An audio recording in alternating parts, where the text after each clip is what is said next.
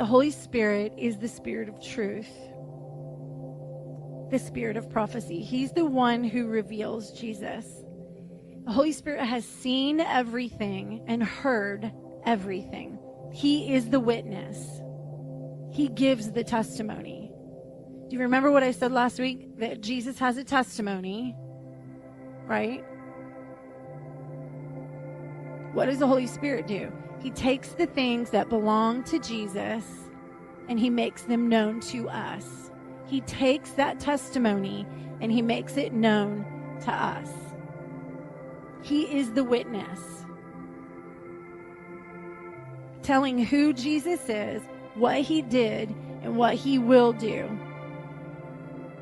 So he's literally taking the things of heaven and making them known. And we get more into this in the proclamation, declaration, which is like in March sometime, of really the power of that prophetic spirit of when you see something, you can call it down and call it forth.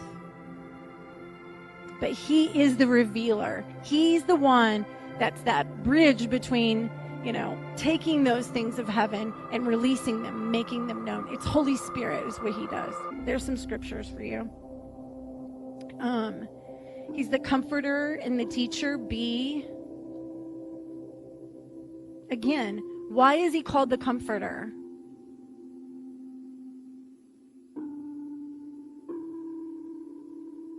Because he reveals the knowledge of God. He's the Spirit of truth. And we're only truly comforted by the knowledge of God. It's really true comfort. Only comes by the knowledge of God. This again is at Isaiah 40.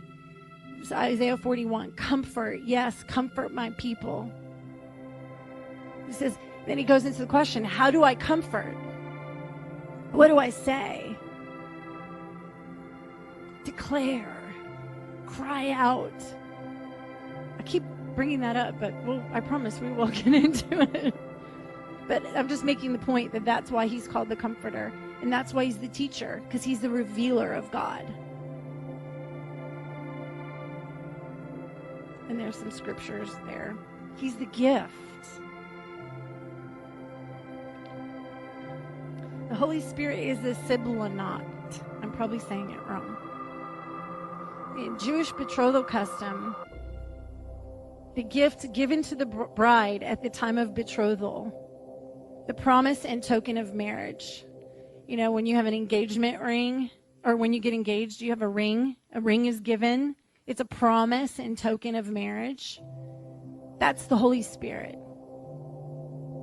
He is your token, your gift of marriage. You read this, Ephesians 1:13. You were sealed with the Holy Spirit of promise, who is the guarantee of our inheritance until the redemption of the purchased possession.